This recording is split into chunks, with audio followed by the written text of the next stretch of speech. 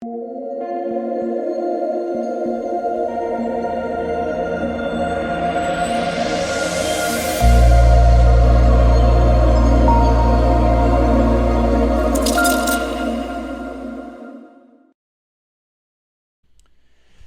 what's going on, guys? It's DK. Back at you with another video here to break down the 8-game NBA main slate on Saturday. Before I get into the video, if you guys are new to the channel, my name's DK. I make daily videos and live stream for NBA and NFL slates on Draftkings. I'm now making videos for NBA Top Shot as well. If you're unable to watch these YouTube videos, I also upload on Apple Podcasts with a link down below. It's called the DKDFS Show.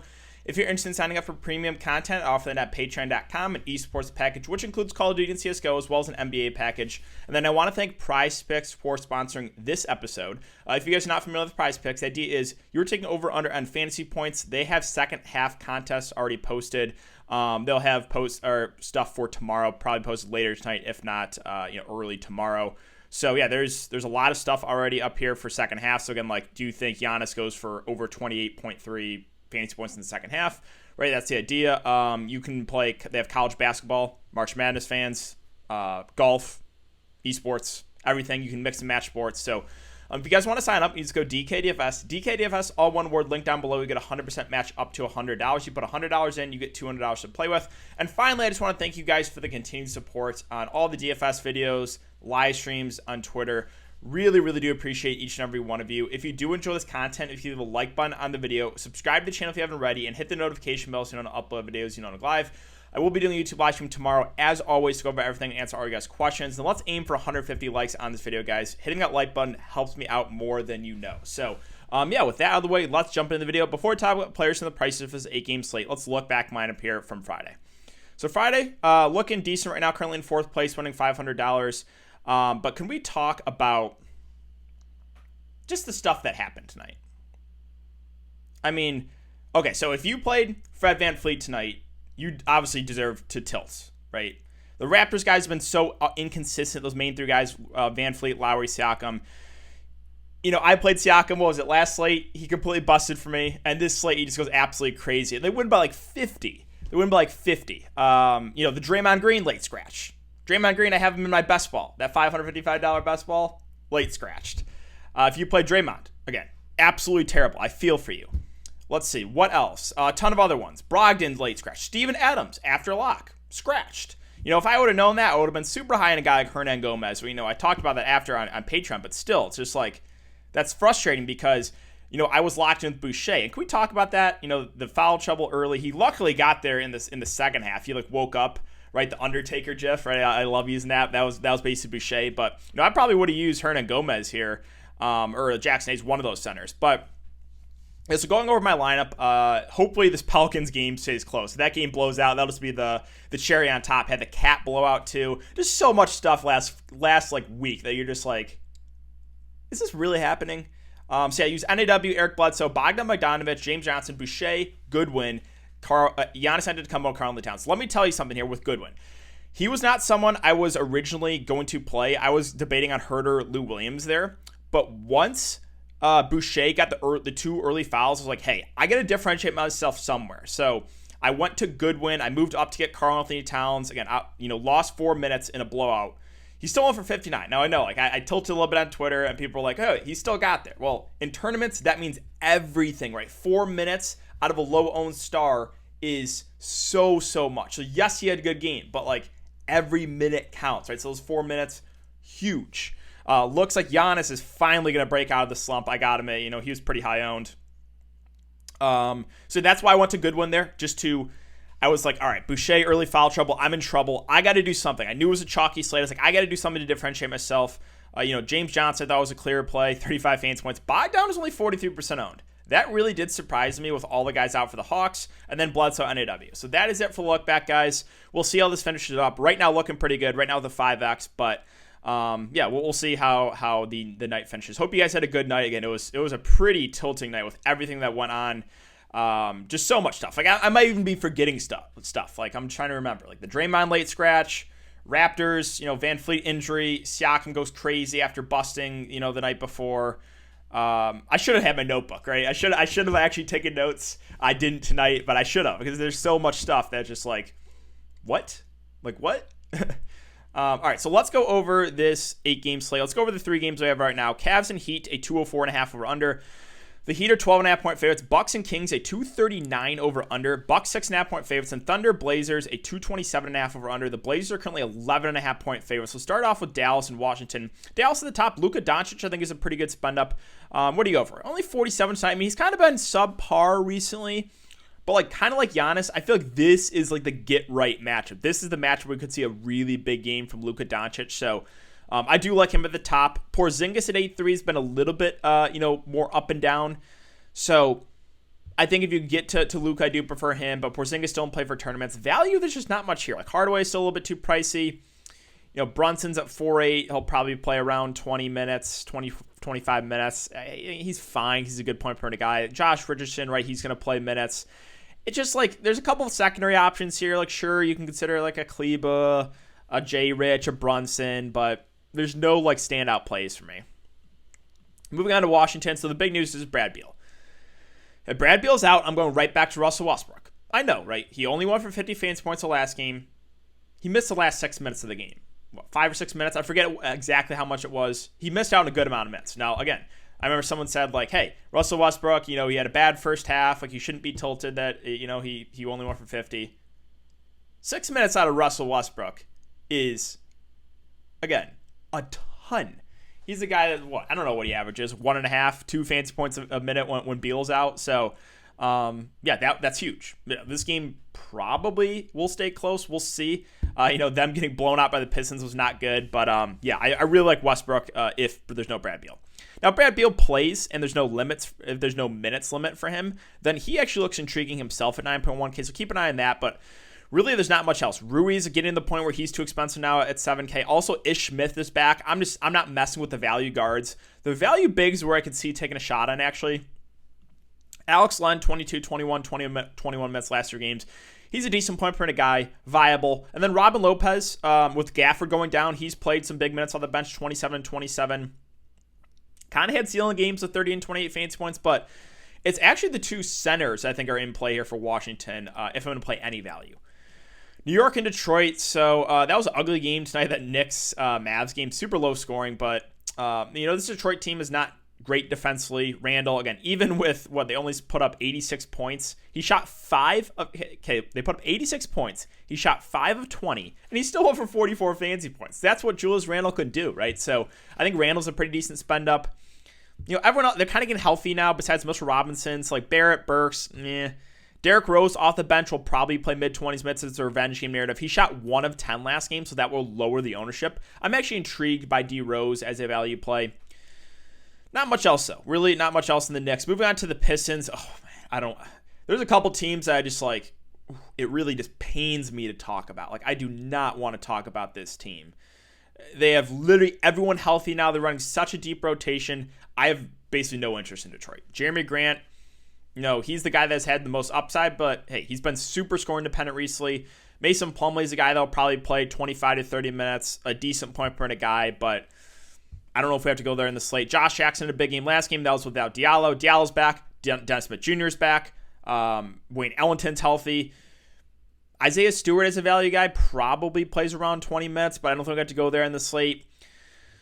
I mean, Corey Joseph maybe. He's played 29, 24, 28, and 24 minutes. But again, we have Dennis Smith Jr. healthy now. They have like a lot of point guards. If I'm going to take a shot on one value guy, maybe it's Kojo, but I still don't even feel good about that. They just have so many guys that Detroit's a team I'll probably stay away from. And the Cavs, another team that's like, do I really have to talk about them? Sexton, Garland, terrible matchup. You can take a shot in them in GPPs. We got again, expand on the tilt a little bit from last night. From last night. So Kevin Love played 20 minutes. He probably would have played closer to the 30-minute mark if that game would have stayed close. Just out of nowhere, right? After playing 9, 10 minutes, like them barely playing him, they just all of a sudden he's just like no limit.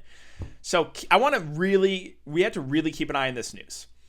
Like, hopefully we get some sort of clarity on the minutes limit, but I think he would have played like 25-ish minutes if that game would have stayed close, maybe a little bit more. So at this price point, Cleveland this is a terrible team. So a little bit interested in Kevin Love. We just had to monitor the news. Hope we get some sort of clarity.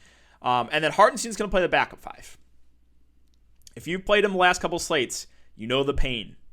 You know the pain with this guy. Low owned against the Jazz. 2 fouls in the first minute. Now, he's still crushed even after the foul trouble. A little bit more popular in this slate, but still. Foul trouble, early foul trouble in the first half, and then a 4th and a 5th right away. He's missed out in a good amount of time. Like, he is a guy that I think the plan is to play him like at least mid-20s minutes, maybe more. Again, good point per minute guy, can stuff a stat sheet.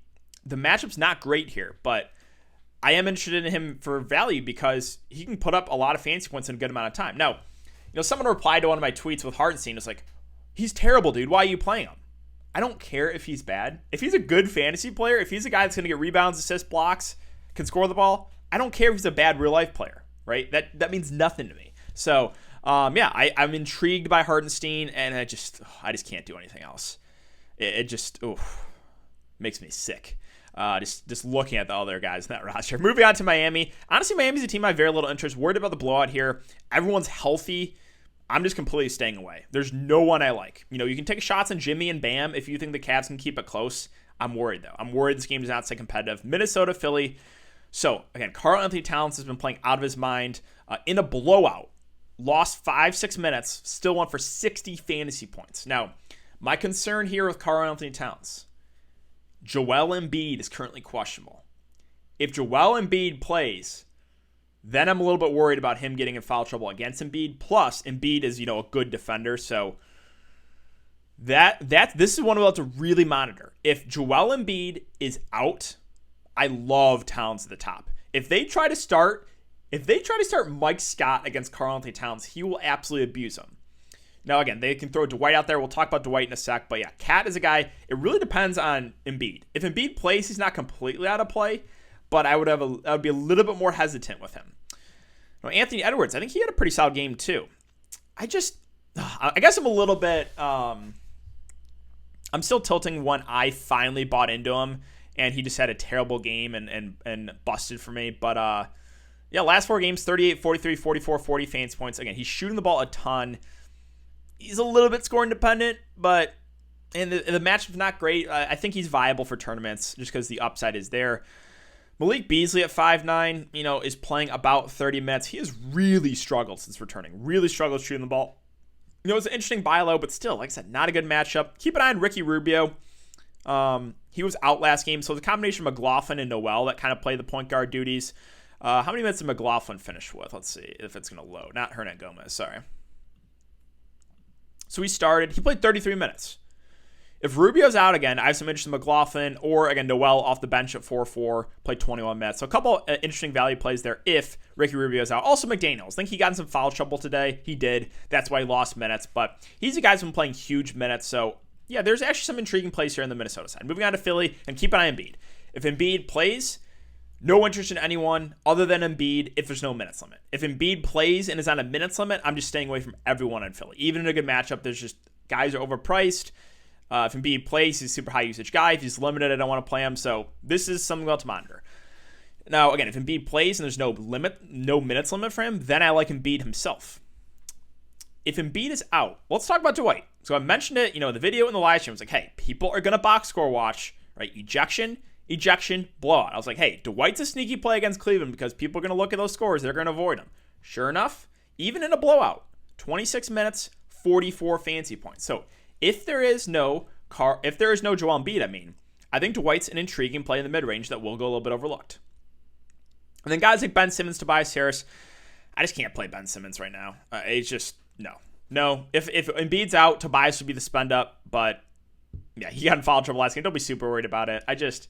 This Philly team's been a little bit up and down for sure. So the Embiid news is big. Pacers and Spurs. This is definitely a team where we could get some value here for the Pacers. So Sabonis actually toughed it out tonight and then left the game due to injury. I don't expect him to play. If he misses, Miles Turner at 5'9" becomes a really good play because he gets a massive boost without Sabonis. Also, Brogdon was a late scratch. If Brogdon misses, then LeVert, then TJ McConnell become two of the best plays of the slate. LeVert has been a little bit up and down. Hasn't been great since, returning from from that scary injury, or not scary injury, but scary health. Well, I forget what it was exactly, but yeah, if there's no Sabonis and no Malcolm Brogdon, it's Turner, it's LeVert, and it's TJ McConnell at 5K. Even though he came off the bench, he played 32 minutes tonight. A guy that can stuff the stat sheet. They started Edmund Sumner. Where's Edmund Sumner? He's at 3.2K. He played 22 minutes. If he starts again, yeah, you could use him as a punt play. I wouldn't expect huge minutes.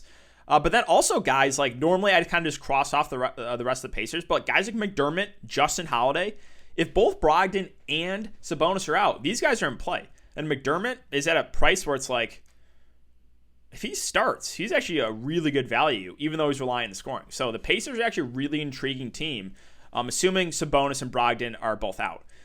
Now, if they're both in, then it's just like, yeah, the top guys look decent with Sabonis, LeVert, Brogdon, but there would be no priorities. On the Spurs side, so DeMar DeRozan should play mid-30s minutes, is their number one on offense, had a big game. Again, yes, that went to double overtime, but still, he played 37 in regulation, so that's good to see. I think DeRozan's a pretty safe play. DeJounte Murray a little bit more up and down, but he's viable for tournaments. I've been talking about Jakob Poeltl every slate. He continues to go overlooked. He continues to play big minutes, 31, 31, 32, 30, and 34 in regulation. I think Poeltl's a pretty safe play in the midrange. Again, a guy that's basically going to get you, close to a double-double.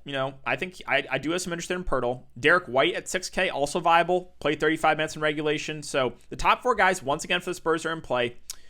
Rudy Gay had a big game, but he played a lot in that overtime, right? So he played 31 minutes in the overtime. I think he only gets about 20 minutes in regulation, which if there's not a ton of value that opens up, yeah, you could consider him, but that's basically it for the Spurs.